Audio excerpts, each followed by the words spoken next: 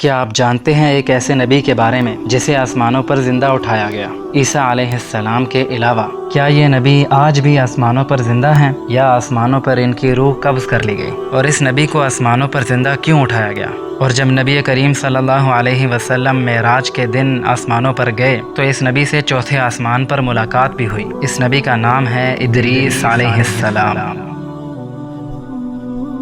قرآن مجید میں 2 جگہ حضرت ادریس علیہ السلام کا ذکر کیا گیا ہے۔ چنانچہ سورہ مریم میں ارشاد ہے، وَاذْكُرْ فِي الْكِتَابِ إِدْرِيسَ إِنَّهُ كَانَ صِدِّيقًا نَبِيًّا وَرَفَعْنَاهُ مَكَانًا عَلِيًّا۔ اے محمد صلی اللہ علیہ وسلم، آپ اس کتاب یعنی قرآن مجید میں ادریس علیہ السلام کا ذکر کیجئے، کیونکہ وہ سچے نبی تھے اور ہم نے انہیں بلند مکان کی طرف اٹھا لیا۔ ادریس علیہ السلام کا زمانہ حضرت نوح علیہ السلام کے زمانے سے بھی پہلے کا ہے۔ چنانچہ ابن عباس رضی اللہ تعالی عنہما سے روایت ہے کہ حضرت ادریس اور نوح علیہ السلام کے درمیان کے زمانے کی مدت 1000 سال ہے، یعنی حضرت ادریس علیہ السلام حضرت نوح علیہ السلام سے 1000 سال پہلے گزرے ہیں۔ حضرت ادریس علیہ السلام کا اصلی نام اخنوق تھا اور آپ کا نسب کچھ یوں ہے: اخنوخ بن یارد بن مہلائیل بن کینان بن انوش بن شیث بن آدم علیہ السلام۔ آپ حضرت آدم علیہ السلام کی 6ٹھی نسل میں سے تھے۔ ادریس علیہ السلام وہ پہلے انسان تھے جنہوں نے علم نجوم کی بنیاد رکھی اور اللہ تعالی نے آپ کو معجزاتی طور پہ علم نجوم سکھایا تھا۔ آپ علیہ السلام وہ پہلے انسان تھے جنہوں نے قلم سے لکھا اور سلے ہوئے کپڑے پہنے۔ ادریس آپ علیہ السلام کا لقب تھا، کیونکہ آپ کتابوں کو بکثرت پڑھتے تھے، اس لیے آپ کا یہ لقب ہوا۔ آپ علیہ السلام درزی کا کام کرتے تھے۔ سب سے پہلے آپ ہی نے کپڑا سیا اور سلا ہوا کپڑا سب سے پہلے آپ ہی نے پہنا۔ آپ سے پہلے انسان جانوروں کی کھالیں پہنا کرتے تھے۔ آپ علیہ السلام آدم علیہ السلام کے بعد پہلے رسول تھے جنہیں ان کی قوم کی طرف رسول بنا کر بھیجا گیا اور امر بالمعروف اور نہی عن المنکر کی ذمہ داری سونپی گئی۔ آپ علیہ السلام پر اللہ تعالی نے 30 صحیفے نازل کیے اور آپ وہ پہلے انسان ہیں جس نے سب سے پہلے قلم، ترازو اور پیمانہ اور ہتھیار وغیرہ ایجاد کیے اور اس اسلحے کے ذریعے قابیل کی اولاد سے جنگ بھی کی جو کہ اس وقت اللہ کی نافرمانیوں میں مبتلا تھے۔ آپ علیہ السلام کے دور میں انسان جہالت اور بے ادبی میں اتنے گر گئے تھے کہ وہ مختلف قسم کی بے حیائیوں اور گناہوں میں مبتلا ہو چکے تھے اور سرعام گناہوں کا ارتکاب کیا کرتے تھے۔ آپ نے دنیا میں آ کر لوگوں کو ہدایت کا راستہ دکھایا، علم و ادب سکھایا، لیکن آپ کی قوم نے آپ کی ایک نہ سنی اور صرف کچھ لوگ آپ پر ایمان لے آئے۔ اس پر آپ نہایت تنگ آ کر خود اور جو لوگ ایمان لائے تھے انہیں لے کر عراق سے ہجرت کر کے مصر آ گئے اور وہاں آباد ہو گئے۔ آپ نے جب ہجرت کا ارادہ کیا تو آپ کے ساتھیوں میں سے چند ساتھیوں نے کہا، اے اللہ کے نبی ادریس، اگر ہم نے بابل کو چھوڑ دیا تو ہمیں ایسی جگہ کہاں ملے گی؟ ادریس علیہ السلام نے فرمایا، اگر ہم اللہ سے امید رکھیں تو وہ ہمیں سب کچھ عطا کرے گا۔ آخرکار آپ مصر پہنچے جو کہ ایک بہت خوبصورت جگہ تھی۔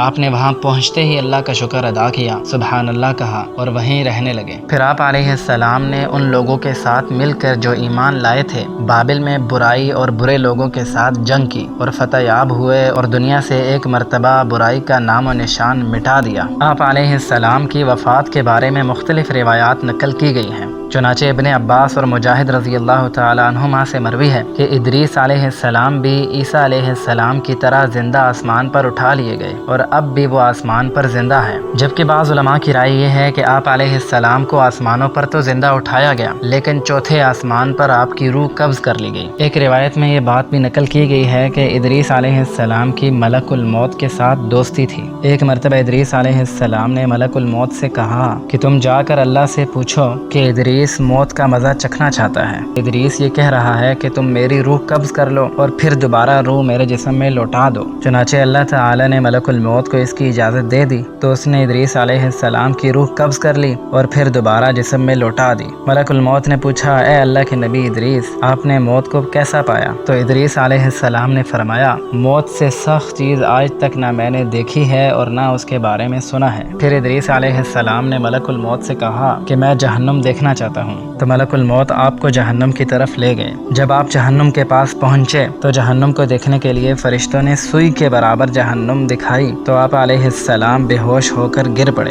تو فرشتوں نے فوراً جہنم کو بند کر دیا۔ جب آپ کو ہوش آیا تو ملک الموت نے آپ سے پوچھا کہ اے اللہ کے نبی ادریس، آپ نے جہنم کو کیسا پایا؟ تو آپ علیہ السلام نے فرمایا کہ جہنم جیسی چیز نہ آج تک میں نے دیکھی ہے اور نہ اس جیسی چیز کے بارے میں نے آج تک سنا ہے۔ پھر ادریس علیہ السلام نے ملک الموت سے کہا کہ مجھے ایک لمحے کے لیے جنت کو بھی دیکھنا ہے۔ تو ملک الموت آپ کو جنت کی طرف لے گیا۔ چنانچہ فرشتوں نے آپ علیہ السلام کے لیے جنت کا دروازہ کھولا تو ادریس علیہ السلام نے جنت کی نعمتیں دیکھی تو جنت آپ کو بھا گئی۔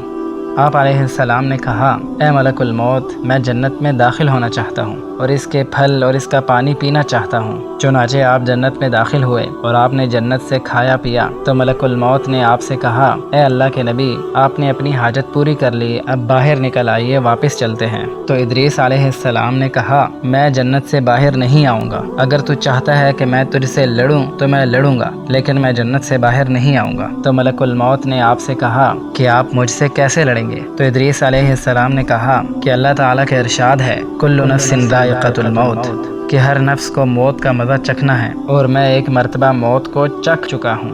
اور اللہ تعالیٰ کا ارشاد ہے وَإِن مِّنكُمْ إِلَّا وَارِدُهَا، کہ ہر نفس کو جہنم میں سے گزرنا ہے اور میں جہنم کو بھی دیکھ چکا ہوں۔ اور پھر اللہ تعالیٰ کا ارشاد ہے وَمَا هُم مِّنْهَا بِمُخْرَجِينَ، کہ جنت میں جنتیوں کے داخل ہونے کے بعد انہیں وہاں سے نہیں نکالا جائے گا۔ چنانچہ یہ سب کچھ میں کر چکا ہوں، اب میں جنت سے کیوں نکلوں؟ تو اللہ تعالیٰ نے ملک الموت سے فرمایا کہ اے ملک الموت، میرا بندہ ادریس تجھ پہ غالب آ گیا۔ اس روایت سے یہ معلوم ہوتا ہے کہ آپ علیہ السلام جنت میں ہیں اور زندہ ہیں، جبکہ بعض روایات میں ہے کہ ابن عباس رضی اللہ تعالی عنہما نے حضرت کعب سے پوچھا کہ قرآن مجید کی اس آیت وَرَفَعْنَاهُ مَكَانًا عَلِيًّا کہ ہم نے ادریس کو اونچی جگہ اٹھا لیا، اس کا کیا مطلب ہے؟ تو حضرت کعب نے فرمایا اللہ تعالی نے حضرت ادریس علیہ السلام کی طرف وحی بھیجی کہ میں تمہیں ہر روز تمام بنی آدم کے اعمال کے برابر درجات دیتا ہوں۔ تو ادریس علیہ السلام نے چاہا کہ پھر تو اعمال میں اور اضافہ ہونا چاہیے، لہٰذا جب ان کے پاس فرشتے آئے تو انہوں نے وحی کا ذکر کرتے ہوئے کہا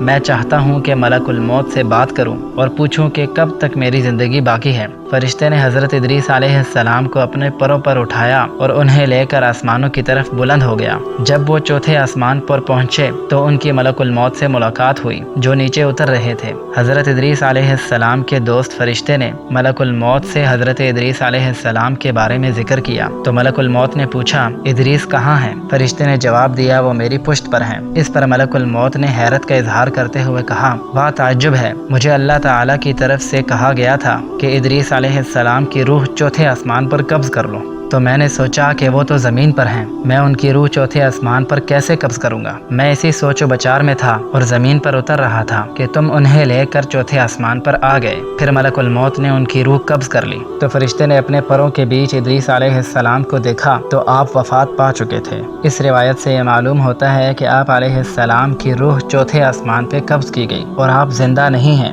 آپ کی وفات چوتھے آسمان پر ہوئی۔ بہرحال اللہ ہی بہتر جانتا ہے کہ ان روایات میں سے کون سی روایات زیادہ صحیح ہیں، کیونکہ یہ تمام روایات اسرائیلی روایات ہیں۔